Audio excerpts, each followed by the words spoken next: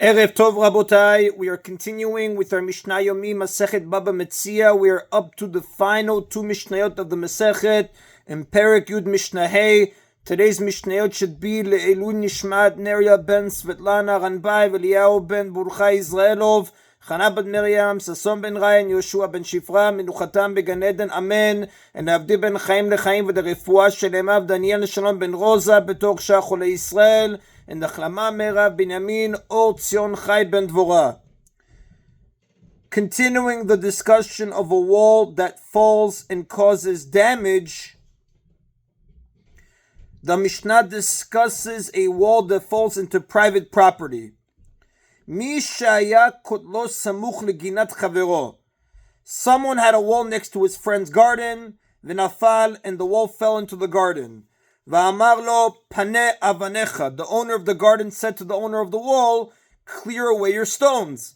V'amar lo higiucha. And the owner of the wall replied, they are yours, meaning you may keep the stones, clear them away yourself. And shomin lo, if the owner of the garden does not want the stones, we do not listen to the owner of the wall, meaning the stones remain his, and since they are causing damage, he is obligated to remove them. Now, although a person automatically acquires objects that are in his property, that is only if he wants to do so. If the owner of the garden does not want the stones, they do not become his, even though they are in his garden. And since they are causing damage because the stones and rubble cover the garden and prevent it from being used, he is obligated to remove them. Even if the wall fell because of an accident, he must clear away the stones as soon as possible to prevent any further damage. In the next case, the owner of the garden agreed to accept the stones and cleared them away. The owner of the wall then changed his mind. Mishakibel alav, if after the owner of the garden accepted the stones and cleared them away, Amado, the owner of the wall, said to him, Helach et itziotecha v'ani etor et sheli. Here are your expenses for clearing away the stones, and I will take back my stones. Now the owner of the wall changes his mind and decides to keep the stones and to assume the responsibility for taking them away. Since the owner of the garden has already taken them away, the owner of the wall offers to reimburse him for his work. And Shomino, we do not listen to him, meaning the owner of the garden may keep the stones. Since the owner of the garden already acquired the stones as his own, the owner of the wall no longer has any right to them. The Mishnah discusses an unrelated case with a similar ruling. Someone hired a worker to work for him, gathering straw and rubble, the inedible parts of a stock of grain. After completing the job, the worker said to the employer, give me my wages. And the employer said to him, take what you did, the straw that you gathered, as your wages. And Shamino, if the worker does not want to be paid with straw, we do not listen to the employer, and he must give the worker cash, since a worker has the right to be paid with money and not with goods. Although most debts can be paid with anything of value, we learn from a verse in the Torah that a worker is entitled to be paid in cash.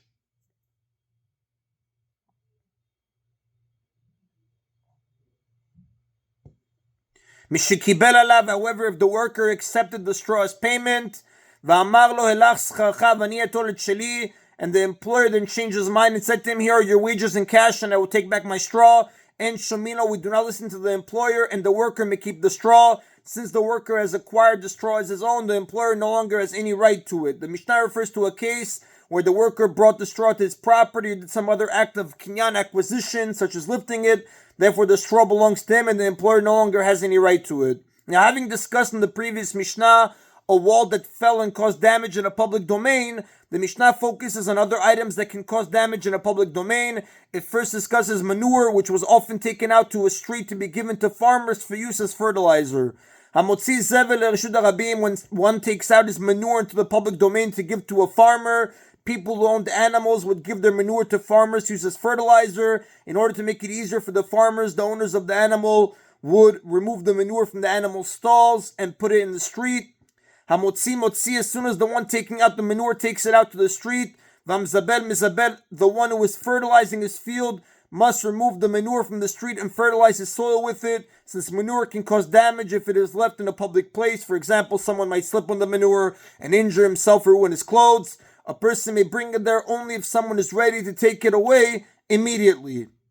In earlier times, cement and bricks were made by soaking clay and then kneading it. If bricks were being made, the clay was then formed into bricks and laid out to dry. The Mishnah discusses whether these procedures may be done in the public domain.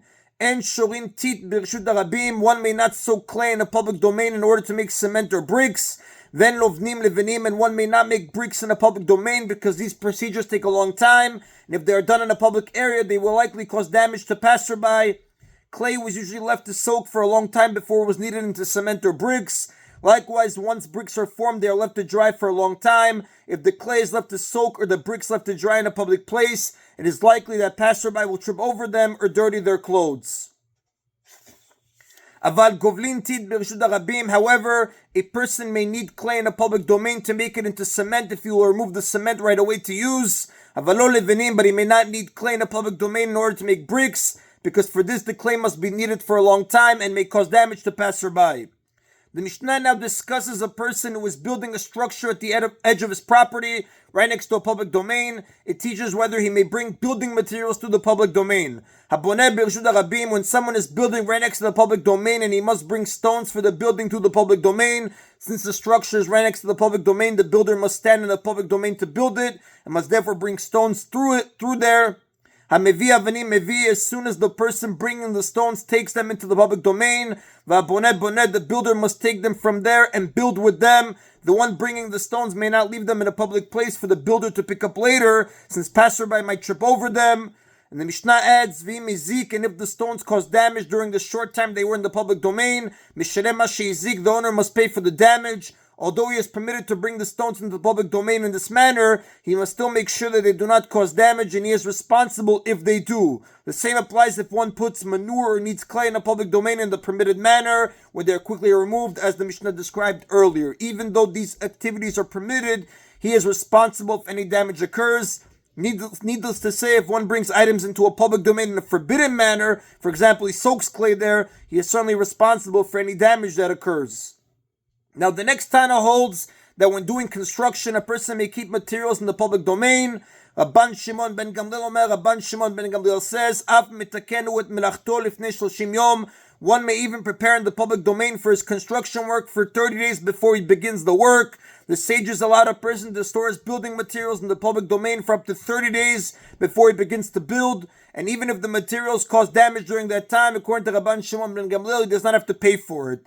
Rabban Shimon ben Gamliel disagrees with the Tana Kama on 2 points. One, he holds that a person may store construction materials in a public domain for 30 days. And 2, he maintains that whenever a person is allowed to do an activity in the public domain, he is not responsible for any damage it causes. Therefore, he holds that also in the cases permitted by the Mishnah earlier, bringing in manure to take it out right away, for example, the owner is not responsible if any damage occurs. And this is how the Gemara explains Rabban Shimon ben Gamliel's opinion on page 118b in Masechet Bava Metzia. And the Rav does tell us that the halakha does not follow the opinion of Rabban Shimon ben Gamliel. And that is in of Mishnah Hey. Returning to the chapter's original subject, Mishnah Vav, the final Mishnah in the Masechet, discusses another case of 2 properties, each owned by a different person, that are situated one above the other. Shte ginot zo al gav zo, 2 gardens are next to each other, and the surface of one is higher than the surface of the other, so that there is a vertical wall of earth between them. Vayarak bentayim, and vegetables are growing out of the vertical area between the 2 gardens. For example, wild vegetables such as garlic or onion plants sprouted by themselves from the earth and are hanging over the lower garden. Therefore, the roots of these vegetables are in the ground of the upper garden, while the plants themselves are hanging over the lower garden. It is a matter of dispute who owns the vegetables. Rabbi Meir says, Shel Elyon, the vegetables belong to the owner of the upper garden because they are nourished from his earth. All the earth below the upper garden belongs to the owner of that garden. Rabbi Yehuda but Rabbi Yehuda says, Shel Tachton, they belong to the owner of the lower garden because they are in his airspace. They are above the lower garden, belongs to the owner of that garden. Now, both Tanaim agree that the roots of the vegetables belong to the owner of the upper garden because they are nourished from the ground and are completely in the ground, which is part of the upper garden. Their disagreement is only about the greenery that grows above the ground. Rabbi Meir holds that since it is nourished from the ground, it belongs to the owner of the ground, the owner of the upper garden. Rabbi Yehuda holds that since it is situated in the airspace of the lower ground, it belongs to the owner of that garden. Rabbi Meir and Rabbi Yehuda offer arguments to support their opinions. Amar Rabbi Meir said, Im yirtzeh elyon nikach et afaro. If the owner of the upper garden decides to take away his earth, meaning if he decides to remove the dirt under his garden until his garden is level with the lower one, and kanyarak, there would be no vegetables here, since there would be no plants. If he removes his earth, anything that grows in that earth should be his. Amar Rabbi Yehuda said, Im yirtzeh tachton lemalot et ginato. If the owner of the lower garden decides to fill his garden with earth until it is level with the upper garden, and kanyarak, there would be no vegetables here. Since there would be no plants if he removes his airspace, anything that grows in that airspace should be his. Now Rabbi Meir responds to the above arguments. Amar Rabbi Meir said, since both of them can block each other, they can each prevent the growth of the vegetables. They are both equal in this respect, and these arguments do not give either person an advantage. Rather, we check where these vegetables draw their nourishment in order to determine who owns them. Since they are nourished from the ground, they belong to the owner of the upper garden who owns that ground. Since both people can equally prevent the vegetables from growing, that ability cannot determine who owns them. Therefore, Meir returns to his original argument that the owner of the upper garden gets the vegetables because they are nourished by his soil, as what the Mishnah explained earlier. Now Rabbi Yehuda too will respond with his original claim that it is the location of the vegetables and not their source of nourishment that decides whose they are, and they are located in the lower garden's airspace. The Mishnah cites a third opinion as to who owns the vegetables. Amar Rabbi Shimon said, Kol sha'elyon yachol lifshot yado v'litol.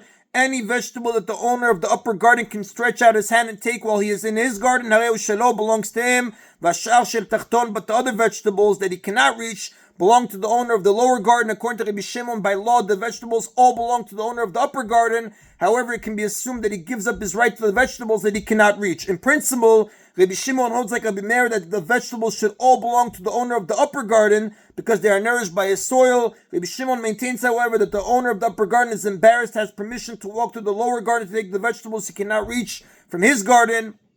Since he cannot get these vegetables, he gives up his right to them and allows the owner of the lower garden to take them. And the Rav tells us that Halakha does follow the opinion of Rabbi Shimon. That is the about I have today's Mishna Yomi. Mazal tov and chazak u'boch, and completing Mishnayot Mesachet Metzia. Hadran alach v'adrach alan. Baruch Adonai le'olam. Amen v'amen.